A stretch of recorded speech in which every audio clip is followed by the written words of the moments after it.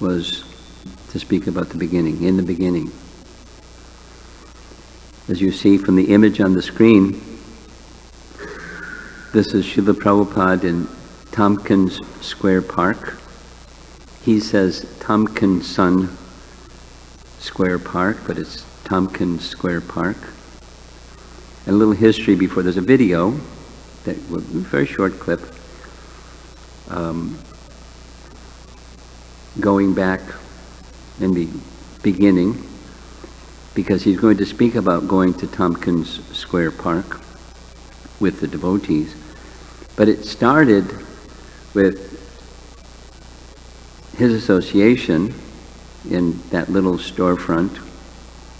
Probably many of you have been there. It's a little storefront, but became packed up with people that really liked Prabhupada's kirtan, and they liked his classes, and they liked, what's the other one they liked? Prasadam. And Prabhupada personally cooked for everybody. Imagine eating that which Srila Prabhupada personally cooked. Wow. So, after some time, the audience, the assembly grew, and Brahmananda, I wasn't there, I was told by Satsrupa Maharaj, Brahmananda suggested one day, Prabhupada, can we take this chanting out into the public? Something like, different, but something like the Sankirtan at the house of Srivas Thakur, and after some time went outside the door of Srivas Thakur, different circumstance, but like that. So Prabhupada smiled and said, yes. Get a permit, and so we don't have a difficulty with the police, and we'll go. And so they went from 26 2nd Avenue, marching along the sidewalk to Tompkins Square Park, and it became a daily affair. You'll hear Prabhupada say, from 2 to 5 every day. And I invite you, I haven't gone recently, but some time ago I went to New York City Department of Parks and Recreation, click, Tompkins Square Park, click, and you'll see a video of Allen Ginsberg speaking about the Krishna tree at Tompkins Square Park. And interview with David Susskind or something like that, speaking about chanting Hare Krishna on the Parks Department website. So they are celebrating the significance of Tompkins Square Park in a way that we certainly celebrate the beginning of the Hare Krishna movement. So let's hope technology works.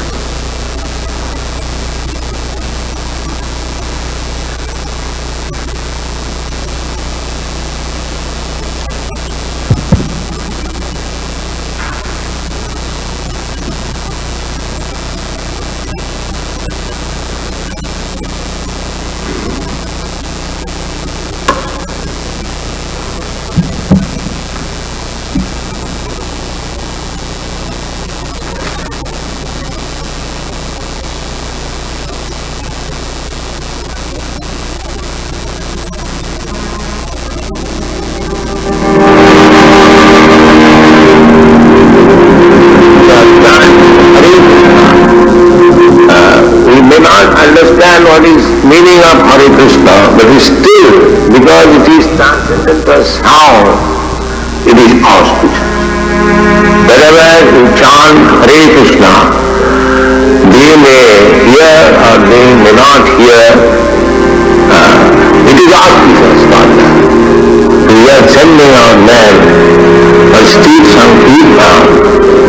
It doesn't matter whether people are eager to hear it or not, but it is auspicious. It will create an atmosphere which is very, very convenient to the human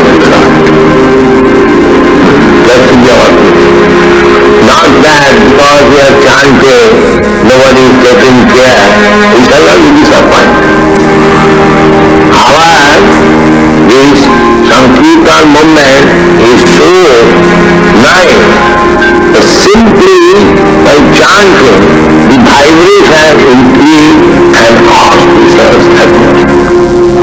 Very honorable things. Now we can practically see those who are old members. So I began in this New York, in the store front, and simply like chant. So I did not drive the American boys and girls to come after me. His only asset was chant. The Tompkins Square, Romapada Swami, he first dance with my dad. He and Chidananda. That was the first dancing of our Krishna conscious movement. Yes. And I had no mridangas. That was a, what is that? Little drum. So I was chanting Hare Krishna from 2 to 5, 3 hours. And so many boys and girls were coming and joining. And there was first photograph in the Times, New York Times, they appreciated. And people also appreciated. So this chant, the beginning was very chant. There was nothing more. At that time there was no program of prasad distribution. That later on it came. So we will always be confident that this chanting is not a vibration of this material world. It is not vibration of material. Romapada Thakur says, Golokira Prema Dhana Harinama Sankhi. It is imported from the spiritual world.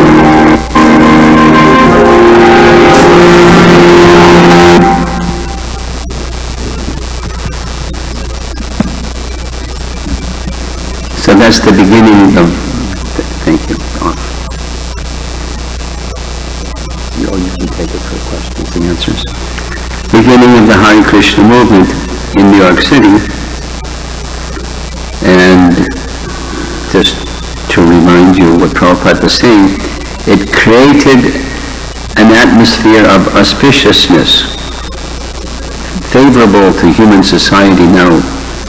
New York City is not a place of auspiciousness. But when the chanting of the Hare Krishna Mahamantra was present, it created an atmosphere.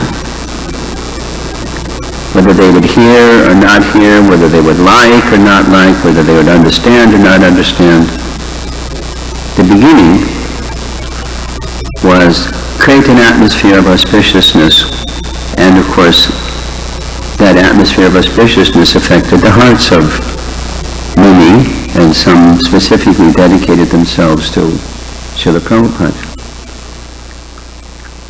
So along this idea of in the beginning,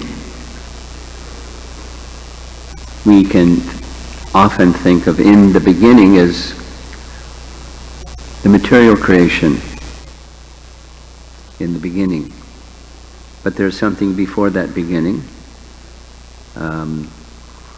According to the Bible, in the beginning was the Word. The Word was with God, and the Word was God. Now, who knows what the original language said, but that's the popular King James version of the statement, in the beginning. This is so before creation. And in our Srimad Bhagavatam, Vyasadeva says something very similar, but it's more comprehensive. Some of you are familiar with this verse, Aham evasam evagre. This is the first of the 4 essential verses, Chatur Shloki verses of the whole Srimad Bhagavatam. And then the rest of the Srimad Bhagavatam is an expansion of that message, those 4 verses. this was specifically, the circumstance of this verse is Brahma, before the creation of the sub-creation of the universe, Lord Vishnu instructed him in how to do the construction of the universe, and the essential principles that he needed, and also we need to know, so we can fulfill the purpose of this creation. So that it begins, Ahamivasam Ebagre, very often quoted shloka.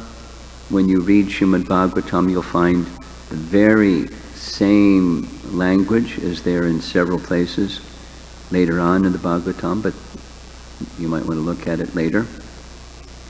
Here's the translation. Brahma, it is I, the personality of Godhead, who was existing before the creation, when there was nothing but myself. Nor was there the material nature, the cause of this creation. That which you see now is also I, the personality of Godhead, and after annihilation what remains will also be Aham. So Krishna is stating to Brahma, and the Bhagavatam is elaborating, Krishna is everything. He's the source of everything. Everything comes from him, so it's connected to him, so it's his, or in another sense, him, and he exists after the cosmic annihilation. So that's what's in the beginning. And then, after the creation, there's the living entity. Jeez.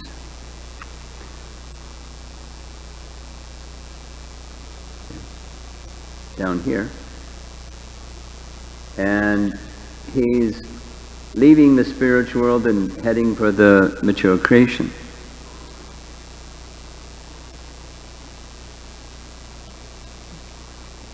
Free will misused. And here's what Jiva Goswami writes about this in the beginning. The Krishna Bahirmukha or Bahirmukha Jiv uses both phrases. Bahir means away or outside. Krishna Bahir Mukha. Mukha means face. Turning your attention away from Krishna. And with that, a jiva who has become inimical to Krishna and has then fallen into the grasp of Maya since time immemorial is in the state of bondage to material existence. That's a problem, because once you're in material existence, it's very difficult to get out of material existence. And different ideas are there how to get out of material existence, but it's a problem. And so a natural question is then how to restore our forgotten relationship with Krishna. That's wanted. How to do that? So there's the beginning of devotional service, and according to Rupa Goswami's teachings, the beginning is some preliminary faith. Here's what Jiva Goswami writes in his Sandarbhas. The 9 processes of bhakti begin with faith in aparushaya shabda, and without one's having too much material attachment or detachment. So we're going to expand on this, but this is his statement from Tattva Sandarbha.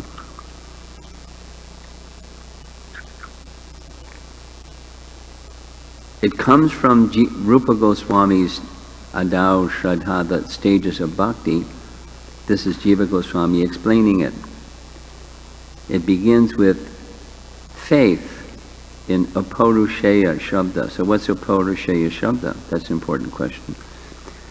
It's revealed knowledge from a superhuman source. It originated with the Supreme Personality of Godhead and is received in disciplic succession from a bona fide guru. Apaurushaya Shabda is therefore the perfect pramana, means evidence, because it is free from the four defects. So this Apaurushaya is distinct from Purusha. Purusha, used in this sense, is the living entity in the material world has four defects. So Apaurushaya is one who's beyond those four defects. So who's that? That's Krishna. So Apaurushaya Shabda is sound, Shabda, that comes from a source that's beyond defects. That's Krishna. One who has faith in that Apaurushaya Shabda, which includes the name, or in the beginning it's the name. Some people are less attracted to the name and more attracted to Srimad Bhagavatam and Bhagavad Gita, and some people vice versa, less attracted and more attracted to the name. But in any case, both are Apaurushaya Shabda, sound vibration. Our whole process of reawakening our forgotten relationship with Krishna is resting upon sound from that source. Jiva Goswami goes on. In the beginning, that's our theme, one must have a preliminary desire for self-realization. This Shraddha, preliminary desire for self-realization. This will bring one to the stage of trying to associate with persons who are spiritually elevated.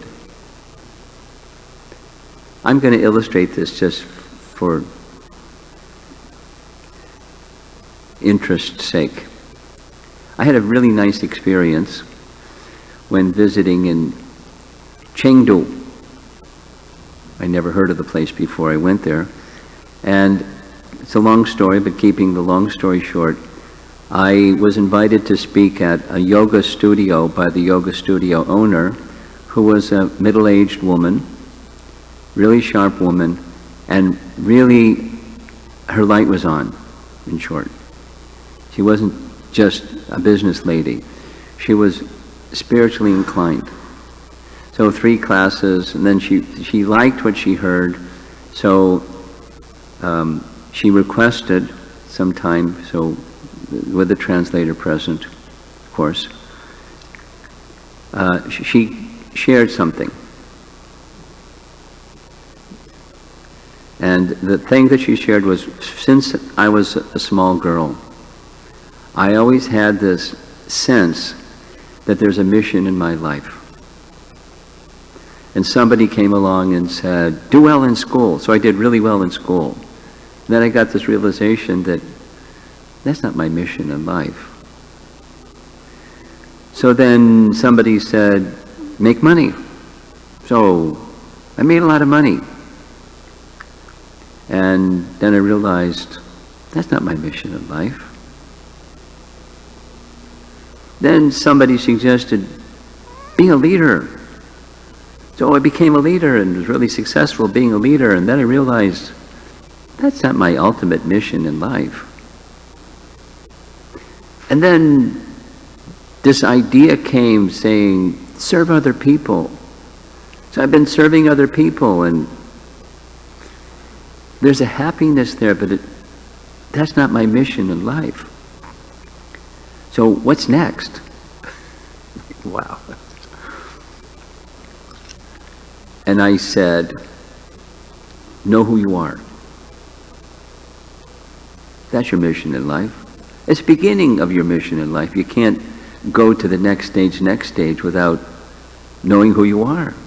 How can you be a leader, and how can you be fulfilling your mission in life without knowing who you are? and you like Bhagavad Gita, over here is somebody that knows Bhagavad Gita, and study with this devotee that knows Bhagavad Gita. And then it'll help you realize who you are. And you've peeled off some layers of who you're not. And many people are stuck with who they're not. But they don't really know who they are. Because something that then I repeated, something that she said during one of the classes, without the detail. My staff here was 35 persons, mostly ladies, some men. They're in anxiety because they don't really know what is happiness. They're pursuing something that they think is happiness, and happiness doesn't come, and so they're in anxiety. I think the real problem is they don't know what real happiness is. But, she didn't know either. But at least she knew that she didn't know. That's a big start. If you think that you know, it's tough to help somebody that thinks they know. And if you find somebody that knows they don't know, and they want to know, that is a big head start.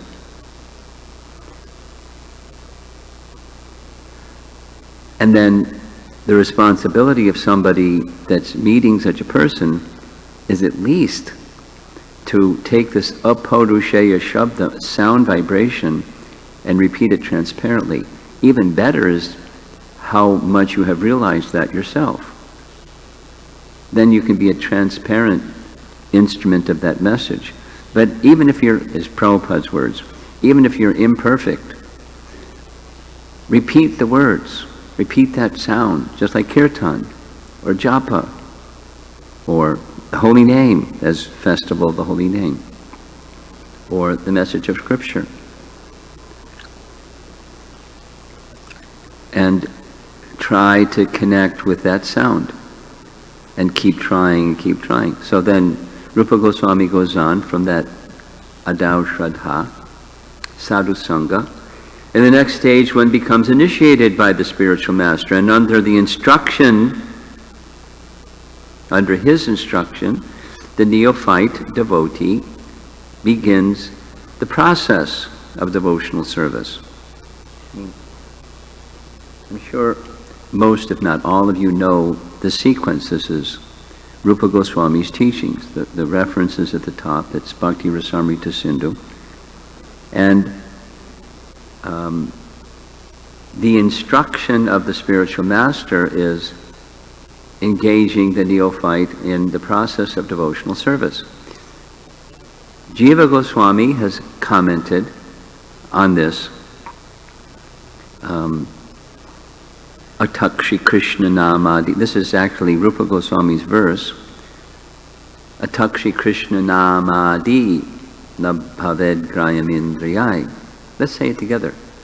Atakshi Krishna Namadi na bhaved grayam indriyai sevan mukhi hijavadao swayameva sparakyata. It's quoted in many places because it's so important. And one of those places, it's in Bhagavad Gita, several places. Here's one of them, the translation.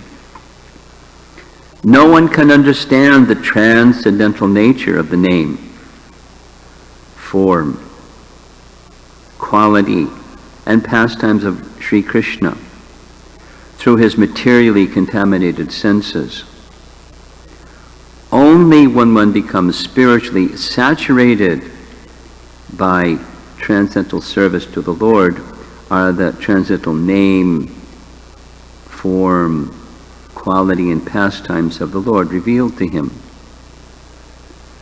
So the beginning is the beginning, and then becoming absorbed. And of course it begins with the name, Namadi. Namadi, Adi, means beginning with the name. Jiva Goswami's commentary on this verse of Rupa Goswami is, in this case, Nama means the 9 processes of bhakti, the 9 direct processes of bhakti. But it begins with name, but it's all the 9 processes. So the chanting of the holy name awakens, it awakens the propensity, the dormant propensity to be in Krishna's service and then keep going, the propensity to want Krishna's pleasure only, and then it matures. But that's what the bhakti that's asleep becomes awakened. So our original Krishna consciousness becomes awakened, wanting to be in Krishna's service, always. And so when one is always absorbed in the 9 different ways, then the absolute nature, the transcendental nature of the Krishna reveals himself. Until then, it's sadhana.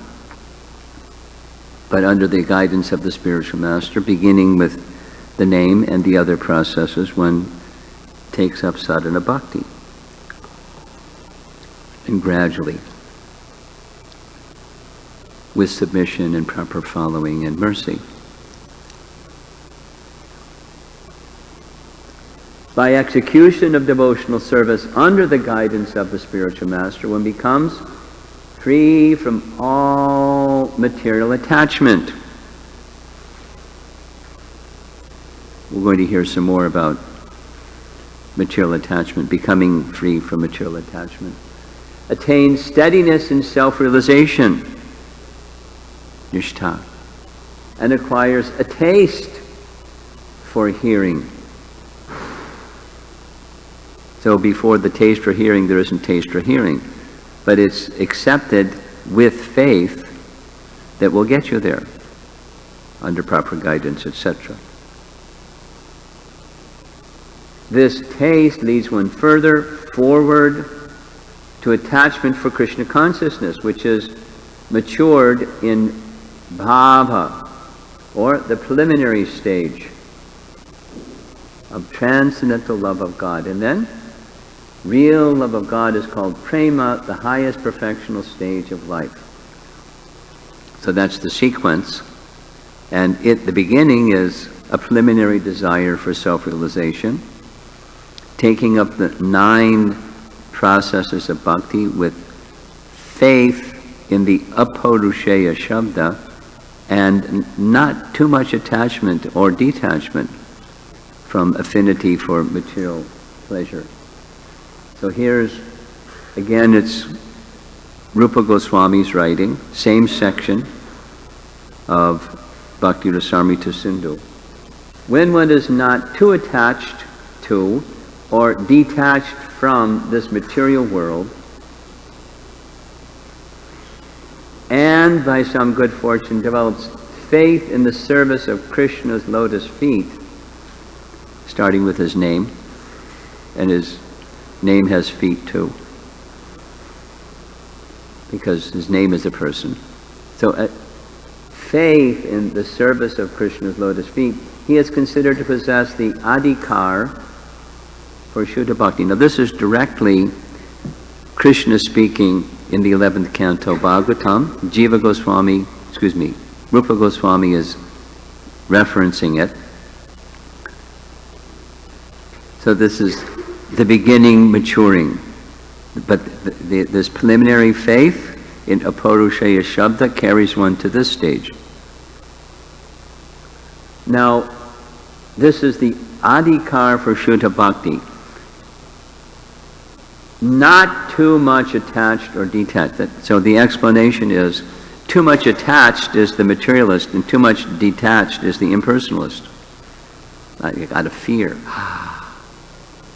So the devotee is engaging objects of the senses in the service of the master of the senses through their senses.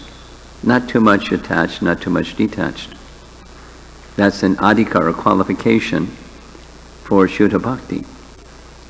And, so not too much attached, detached, and by some good fortune, that's a mystery, by some good fortune, develops faith in the service of Krishna's lotus feet. Now, service of Krishna's lotus feet is absolutely natural for us. It's who we are. And our relationship with Krishna is very, very natural. It's as forgotten.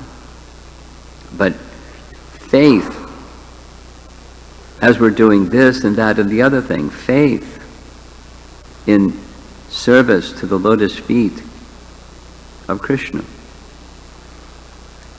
Here's another reference that's from Krishna's words in Uddhava Gita. He uses this word jata shraddha. Jata shraddha means awakened faith. And here's the BBT translation of this verse. Sri Krishna says to Uddhava, my devotees who have developed faith, that's jata shraddha, in hearing the narrations of my pastimes, remain detached from fruitive activities, and try to accept the object of the senses just enough to maintain their lives, knowing well that sense enjoyment leads to a miserable result. Now, this is very similar to the adhikar, or the qualification for Shuddha Bhakti. We're not there yet, but one can be on the path there if this somehow faith awakens in hearing the narrations about Krishna, Krishna's name, form, pastimes. Namadi means all those things, exactly as in Prabhupada's translation that we read. So that's why we're here, Festival of the Holy Name, to nourish, nurture, further develop that faith in these narrations, including these nice teachings. Still enduring, this is the same section to Uddhava, still enduring the reactions to their previous karma and endeavoring to become free from the cycle of the pleasant and unpleasant results which arise from such activities, they sincerely regret those fruitive activities and silently condemn them. Now, it's a little bit of a mystery, or perhaps even a contradiction, to say devotees have karma, because the teachings of bhakti is bhakti has the power to release one, free one from karma. Karma can't stand where bhakti is there. And so rather, for devotees, when there's some untoward circumstance, some misfortune, it's not exactly karma. But there may be some residual tendency due to previous involvement in matter, and Krishna's helping one get beyond that from within and by circumstance, to guide that jiva to the exclusive shelter of Krishna position. That's happiness that this yoga studio owner, I mean, I was being careful because she's new. And she had some faith. So it's important when you're nurturing faith in others, don't overwhelm them. Little by little. So what I said to her was these two things. What's the next step? Know yourself. Two things. Study Bhagavad Gita under somebody that knows Bhagavad Gita. And the second is, 6 months ago you asked for some instruction from me, and after I inquired from you, I said, you're a Buddhist, become a vegetarian. Now I understand you've almost become vegetarian. So now, become squeaky clean vegetarian. And you want to know what's next after that? Yes. Offer your food to Krishna. But, that's coming attractions. Now just focus on become squeaky clean vegetarian. And then she paused and said, But for so many years I've been worshipping Buddha. Should I offer to Buddha or offer to Krishna? I was in a dilemma. I said, you worry about that when you get there. You know, who is Buddha? According to the Bhagavatam, Buddha is an expansion of Krishna. Does Buddha say, offer your food to me? Krishna says, offer your food to me. So you can give it some thought, but wait till you get there. But that's, just like left it wide open. She's still hovering on, should I offer? So she started offering to both Buddha and Krishna. And studying Bhagavad Gita with somebody that knows Bhagavad Gita. And, really involved in her business, because she's a business lady. So it's like, slow. But inside, there's a light that's on, and so a preliminary desire for self-realization is there. And just little by little, with relationships that are respecting her and her little by little growth and involved into the material energy. So, enduring reactions to previous karma and endeavoring to become free from the cycle of the pleasant and unpleasant results which arise from such activities, they sincerely regret those, the past ones and perhaps even the current involvements in fruitive activity means not with the intention of pleasing Krishna. And a devotee can toggle or vacillate back and forth between doing what you do for Krishna and then doing your secular duties because that's the mindset that we're accustomed to, and then toggling back to struggling to try to do it for Krishna and so forth, back and forth. Turn the light on, turn the light off, turn the light on, turn the light down, turn the light up, turn it brighter. Our material tendencies are very strong, so one has to be determined and continue with faith. So there's the previous lifetimes. Previous lifetimes don't generate new karma, but they're the fruits of karma, and then we come eventually to the human form, and then we have choices, and we have reactions for our past activities. That we just took care of our past karma. They simply tolerate the reactions. This is Krishna to Uddhava. They simply tolerate the reactions of those activities while simultaneously remaining engaged in my bhajan with firm faith and resolve.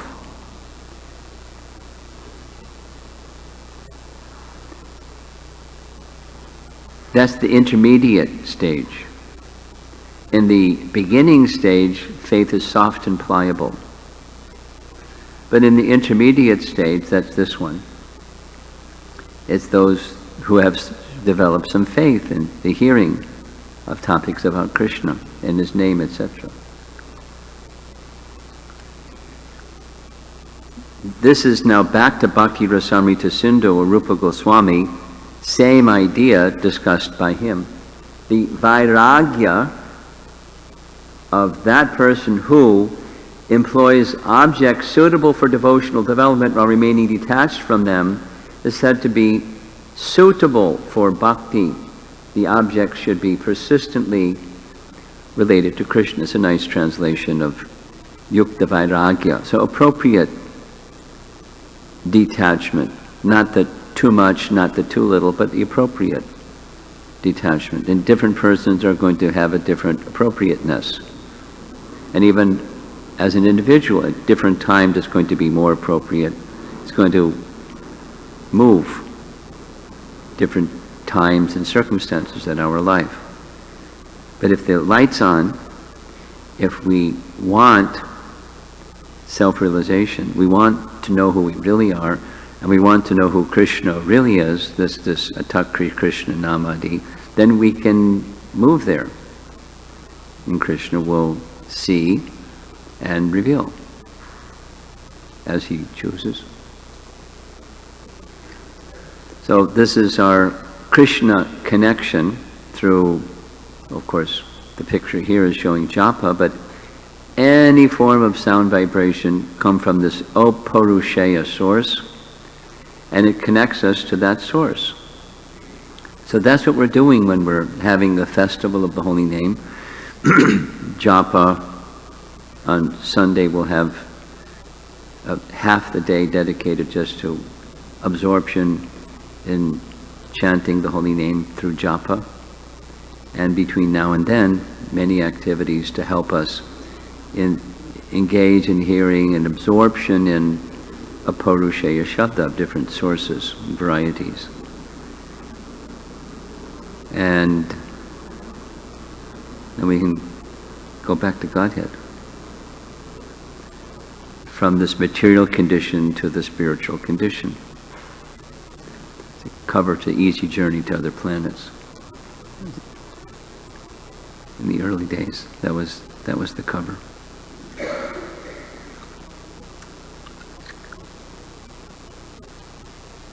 So that's the morning topic, in the beginning. And to reconnect with that beginning. Anyway, what existed before all this existed and how to reconnect with all of that. Do we have the microphone somewhere? He's got the microphone. Any discussion? Hare Krishna Guru Maharaj, thank you for the lecture. My question was that like most of the people, they have the basic ingredients like... Most of what? The people... Speak slowly. Most of the people... have the basic ingredients like Shraddha. Mostly in India, they are faithful. They are visiting the temple. They have a pious or spiritual atmosphere is there. Sure. Punyabhumi. And they know that, most of them know that I am not this body. Well. But still, they know the message, but they don't know that they're not this body. Yes. Excuse me. But still, they don't even try for spiritual realization. So what is the obstacle? What is stopping us? The obstacle is attachment to the bodily conception. And along with the bodily conception is be the enjoyer of the body. And it's right in Bhagavad Gita chapter 2. The piety has a purpose. Pious merit. What's the purpose of pious merit? To enjoy, to prosper. And what's the purpose of beyond that is go to heaven. It's the path to enjoyment in this life and the path to heaven. And Krishna says most people think there's nothing more than this. So they have an idea that they're not this body because they're going to go to the good place. That's what goes to the good place. So I live my life with piety in this lifetime so I can prosper and go to the good place. Get an upgrade. Go to heaven. And it's not just in India. There's other places that people have some sense of, it's deteriorating a lot, shockingly. But there are some people that have the culture of piety, good conduct, and there's a consequence for that. You become happy and you prosper. It's universal.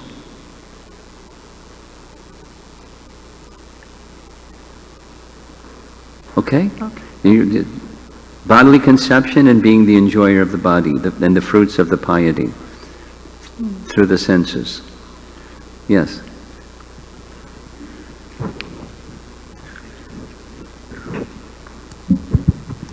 Maharaj, one of the qualities for Adar Shraddha you mentioned were being not too attached to the material world, nor being Material enjoyment. Material enjoyment, nor being too detached.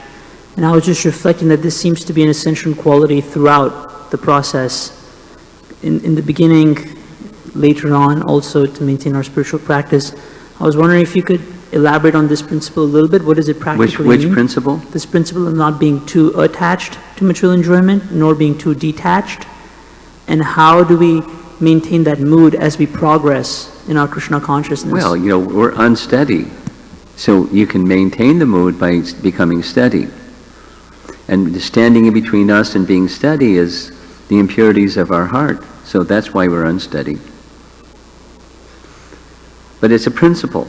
So what's driving the principle is this preliminary desire to know who I am. Now, what happens commonly is that initial I want to know who I am gets covered over by stuff, the stuff in the heart. We go over here and go over there and go over, circumstance, we just get absorbed in fruitiveness of trying to fix a problem or take advantage of an opportunity, or we're everywhere else but the initial preliminary desire. It's a conditioned tendency.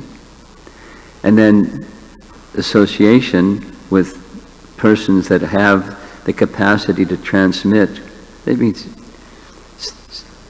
Purusheya Shabda, spiritually elevated persons is the language of that translation. So we keep in the association of such persons, and in the association, why we've come together for this function. These are all persons who on the 4th of July aren't off having barbecue or whatever other people are doing on the 4th of July. The plane coming here, there's like all this conversation of what people are going to do, because it was July 3rd, I was traveling, and with their family, friends, relatives, and the plan for 4th of July. So here we are with a purpose. And the hearing is, and the kirtan and the deity worship and the everything, prasadam, is to help nourish that in the association of like-minded persons. So those are how to help stay on the path and keep reminding ourselves and be in the association of persons who will tap us on the shoulder and say, remember the purpose. Don't forget the purpose. Here's some practical considerations for the thing that your mind is distracted by, but don't forget the purpose. It's not just to fix that problem or take advantage of that opportunity. It's self-realization, and that means realization of Krishna, etc. So sadasanga. And, as it was stated, faith in that sound vibration.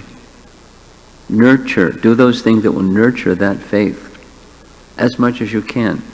And then we're distracted. So we bring the mind back. So those are some to get to the stage of steady from unsteady.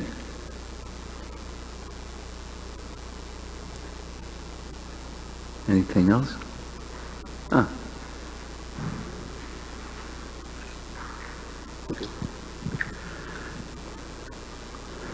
Guru Maharaj, the Jata Shraddha verse that was shown from the 11th canto, 20th chapter, the translation was something I've never seen before. The Srimad Bhagavatam translation is distinct from that one? Yes, it is. So I looked it up, and it was from Bhakti Tattva Viveka, I think, from Bhaktivinoda Thakur's writing. I had two questions from the translation that I wanted to ask. One is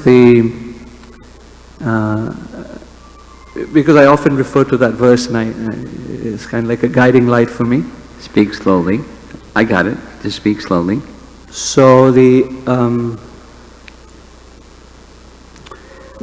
part of pleasant, the person, the translation said that the person is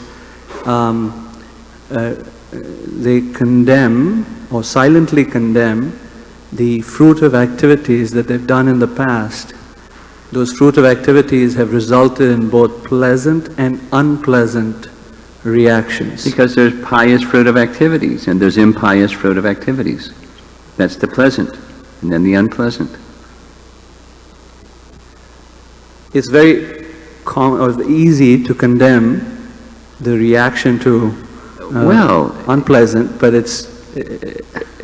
that's because it gets back to Harisham's question, and that is, we have a tendency to be the enjoyer. That's the unsteadiness, and it brings misery.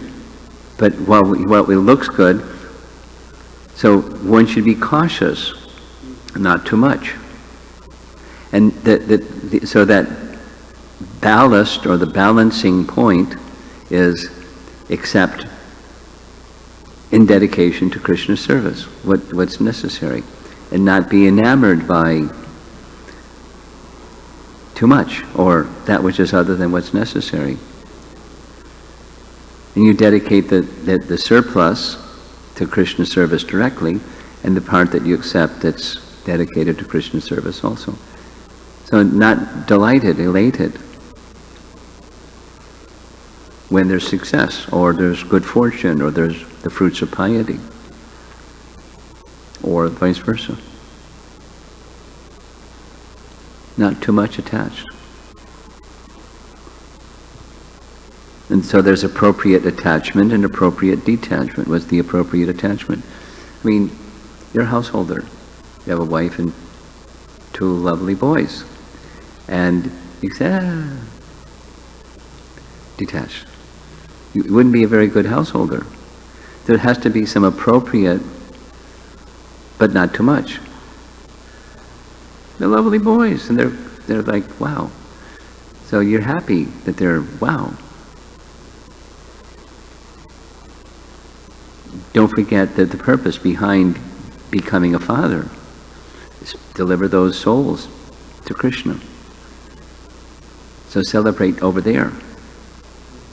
And then that brings the detachment from the mridanga playing and sloka reciting and all those other nice things that devotee kids like to do. That's the ballast, or the balancing point is that which is for Krishna's pleasure. That's how it works. Not too much. Appropriate attachment, appropriate detachment, not too much on either side. Maharaj, I have another question from that. Yeah. So the other question from that translation that I had was the prefix or the adverb, or I'm sorry, I don't know the term, but it's silent condemnation. So what is silent condemnation? How should internal. It's the internal cultivation of Krishna consciousness. That means they don't go, I'm a garbage person, and say it over and over again to people, and that's pseudo. On both sides, one doesn't boast about, I got this realization. One doesn't advertise, I'm the most fallen. Silently. Silently is an internal. It doesn't mean you can't express it to anybody, your intimate circle of people, when you're sharing your heart. But you don't wear it.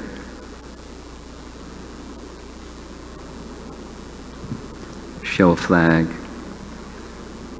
I'm successful, I'm garbage.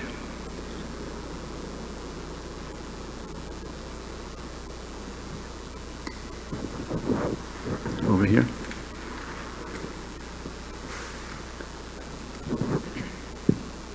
Hare Krishna Maharaj. So there are 9 processes of devotional services, like Shravanam, Kirtanam. Yes. So out of these 9 processes, some are naturally relishable and some are not so natural to be religious. It takes Fine. some time No, to no problem. practice. So, in able to, complete the devotional service, do we need to go through all the 9 process, or No. is it fine to? No.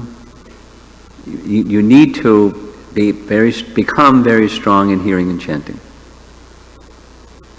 Okay, of all, we have to be. Those are the most important. And of the 2, according to Jiva Goswami, it's chanting. I mean, chanting follows from proper hearing.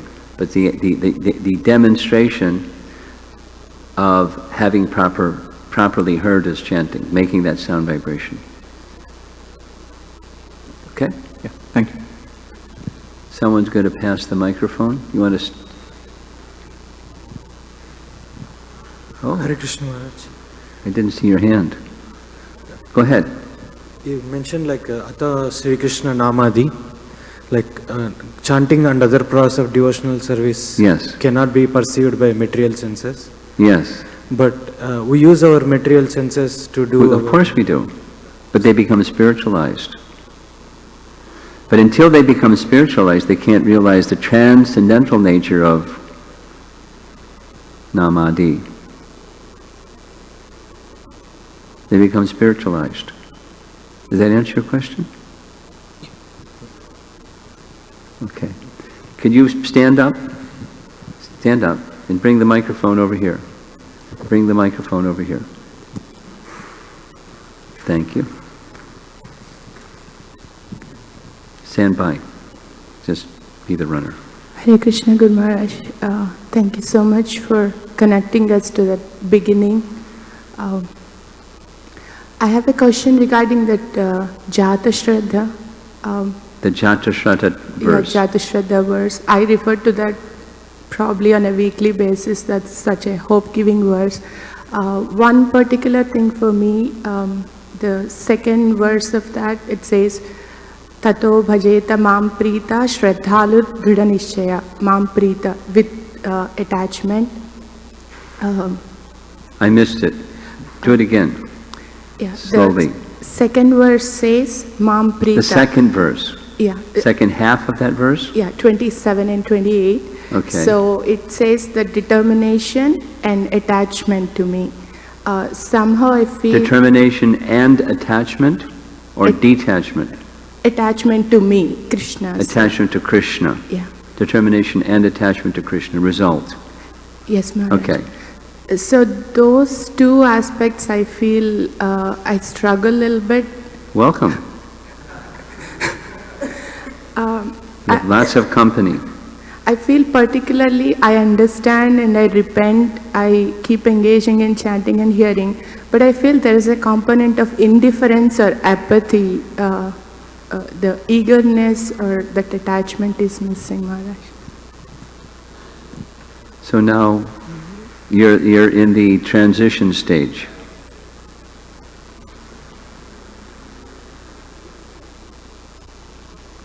We're going to speak about that while we're here. The liminal space, we're going to speak about it. It feels uncomfortable between, being here and there and neither here nor there. Welcome. So the operative principle is faith in the Purusheya Shabda. It'll get you there. So you put both feet there.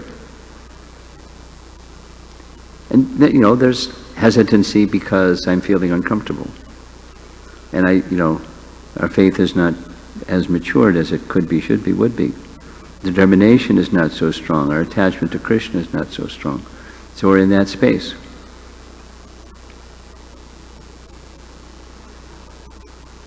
Look around the room and see if there's anybody else in that space. We're all in that space. It's not a lonely struggle. It doesn't, it's not that misery loves company, but through association with others who have that faith, we can keep going. And keep going. One little step, one little step, one little step. Okay. Subal? Yes, but Subal? Hare Krishna Maharaj. Thank you so much for connecting us to that beginning. Beginning-2019.07.04-Chicago-IL. That was a very beautiful explanation. I have a question regarding that Jata Shraddha verse. I refer to that probably on a weekly basis. That's such a hope-giving verse. One little step, one little step, one little step. Okay. two more questions, we're going to end because of time.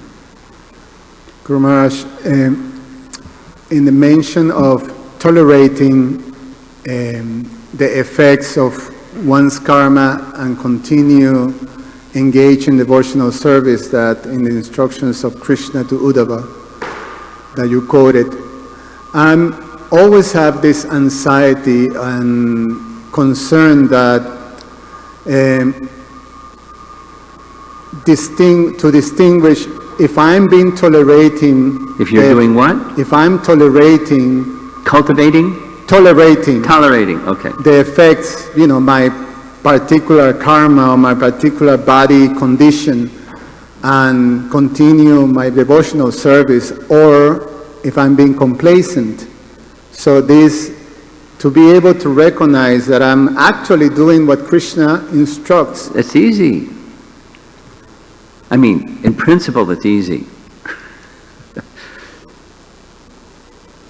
You act for the pleasure of Krishna. That's the principle. So complacency isn't acting for the pleasure of Krishna. So what's for the pleasure of Krishna? We don't over-endeavor. Let's just take, because you mentioned, your health condition. It's been with you for some time, without going into it. And are you being complacent, or are you being, being excessive? So it's for the pleasure. So you make the endeavor, and you're trying different resources, some of this and some of that, and you're applying it. And then, it's not, the pain has gone away, so you tolerate that pain that hasn't gone away while you're making some reasonable, not excessive, too much attached effort. You're tolerating the pain. What are you going to do? Janma Mrityu Jara Vyadi. So the do is to go beyond the temporary into, so that's the principle. Connect with Krishna's pleasure. And you have to periodically refine, step back, do some introspection. Am I being complacent, or am I going the other direction? Am I being excessive? Am I acting for Krishna's pleasure? Is it appropriate? So the appropriate detachment, appropriate attachment for the pleasure of Krishna. That's the refinement, realignment. And similar to her question, it's an uncomfortable space.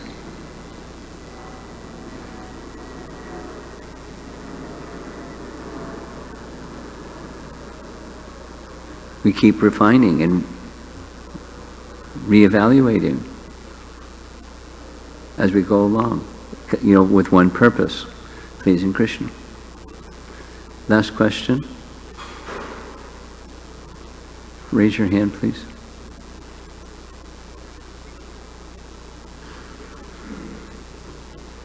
Hare Krishna, Maharaj. You mentioned that the 9 processes of bhakti begin with preliminary faith in the name. Beginning with? The Preliminary faith in the name. Yeah. So my question is, so is chanting... Preliminary faith in Aparushaya Shabda. Go ahead. My question is, the 9 processes also include the chanting. So is chanting the precursor or the precursor to all the 9 other 8 processes of devotional service? Yes, Shravanam Kirtanam. 2 out of 9. But I said it. Jiva Goswami writes in Bhakti Sandarbha, they're all resting on Kirtanam. But Kirtanam, he explains, is made possible, proper Kirtanam is made possible by proper Shravanam. So you can say both, or you can say Kirtanam. You can say both, or Kirtanam, whichever you like. And then the other 7 are resting upon those 2. Or the other 8 are resting upon that 1. Both are...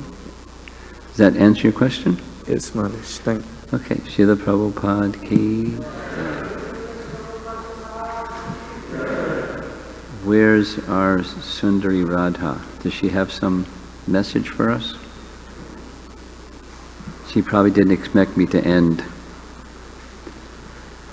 Okay, Srila Prabhupada Ki Jai.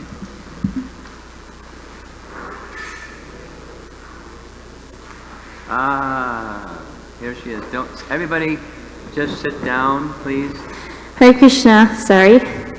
I just have a few announcements before breakfast. Breakfast is downstairs in the Prasadam Hall. You can exit this way and go down the stairs, and the Prasadam Hall is right there. Gotta catch my breath. Okay. So right outside, actually, we're going to be opening registration. So on your way to breakfast, please make sure to stop by and register. The faster you register, the secret is the less you will be pestered by the organizing team. So it's on the way out. Save yourselves. And then there are also sponsorship opportunities available at the table, so please consider supporting the event. I'm almost done. Parking, which is like the biggest pain in the city. We actually have rented a lot at Morse and Clark. It's called Byland Bank. So you can park there. It's a pleasant walk. We have a lot at Greenleaf and Clark that you can also park at. However, the parking spots right behind the temple, those are reserved for pujaris, and it says it on the sign. The sign is not joking. It's actually serious. So when it says that it's permit parking only, it really is. And I was just reminded that cars will be towed, and apparently you have to bribe the towing company to get your car back. So to save yourselves again, please don't park there. Okay, and I think that's all for today. Oh, I'll tell you the schedule. We have breakfast downstairs at 9, and then we all gather back in the temple room at 10 for a welcome session along with an intro to Sanghas. So please come back here. Again, following the schedule saves you from getting pestered by the organizer. So I'm giving you all the tricks and tips to have a happy retreat. Thank you all. Hare Krishna.